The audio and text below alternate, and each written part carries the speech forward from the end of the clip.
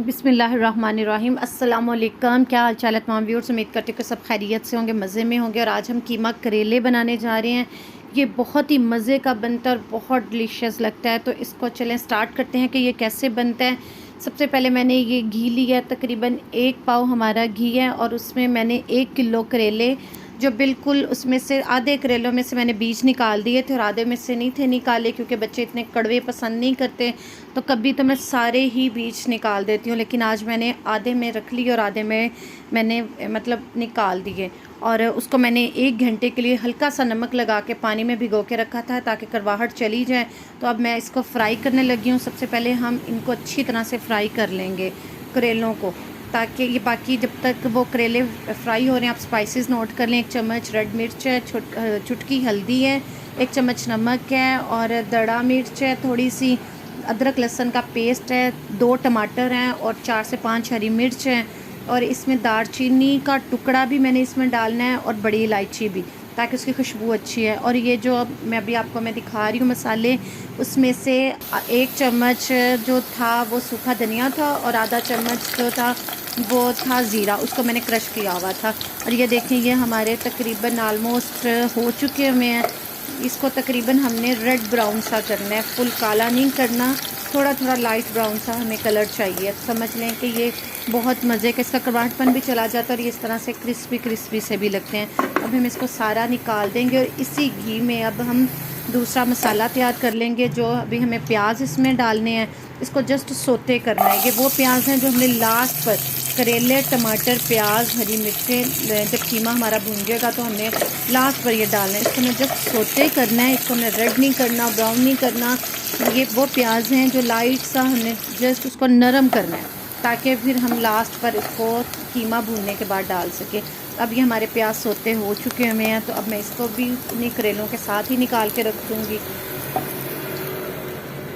दोबारा से इसी घी को मैं फिर से काम में ले आऊँगी। मैं घी वेस्ट नहीं करती, इसी घी में ही मैं सारा खाना बना लेती हूँ, क्योंकि ये इसको वेस्ट करने का कोई मतलब ही नहीं बनता। तो चूँकि जब हमारी डिश ही करेले बन रही है तो ये सारा करेले का ही घी है। तो हमने प्याज लिए थे 2 और उसको मैंने अच्छी तरह से ब्राउन कर लिया। और अदरक लहसुन का पेस्ट 1-1 चम्मच उसमें डाल दिए। इसको साथ ही हल्का हल्का भून लेंगे और इसके बाद मैं इसमें टमाटर ऐड कर लूँगी। तकरीबन जो मैंने अभी आपको दिखाए थे 2 बड़े टमाटर थे और दालचीनी का टुकड़ा था और 1 बड़ी इलायची थी। इसको अच्छी तरह से आप, जब तक प्याज नरम नहीं हो जाते, आप अच्छी तरह से भून लें। हल्का सा पानी का छट्टा भी लगा लें ताकि प्याज जल्दी गल जाएं। वैसे इसका छिलका भी मैंने उतारा हुआ है ताकि बिल्कुल भी ये छिलका अलग अलग सा ना हो जाए, पेस्ट अच्छा सा बन जाए प्याज़ों के साथ। अब ये स्पाइसेस जो मैंने आपको सारे नोट करवा दिए थे वो मैंने सारे इसमें स्पाइसेस डाल दिए। जिसको नहीं पता चला मैं दोबारा बता देती हूँ। 1 चम्मच मैंने रेड मिर्च डाली थी, चुटकी हल्दी डाली थी और थोड़ा सा ज़ीरा और सूखे धनिया का पाउडर बनाकर मैंने इसमें डाला था। और ये अब आप देख लें, ज़रा सी दड़ा मिर्च थी वो मैंने इसके साथ डाली। फिर अब हमने जब मसाला भून गया अच्छे तरीके से, तब इसमें कीमा डाल देना है। तकरीबन आधा किलो मेरा कीमा है। अब आप इसको अच्छी तरह से पका लें, कीमे को अच्छी तरह भून लें। उसके बाद तकरीबन मैंने 1 गिलास इसमें पानी डाला है।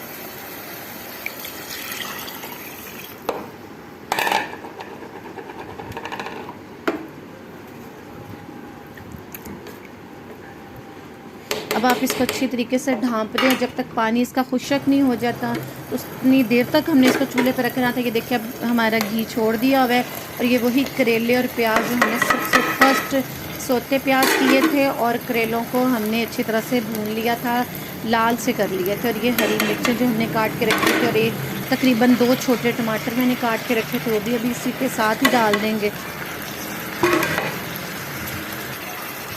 इसको अच्छी तरह से आपस में मिक्स कर लें।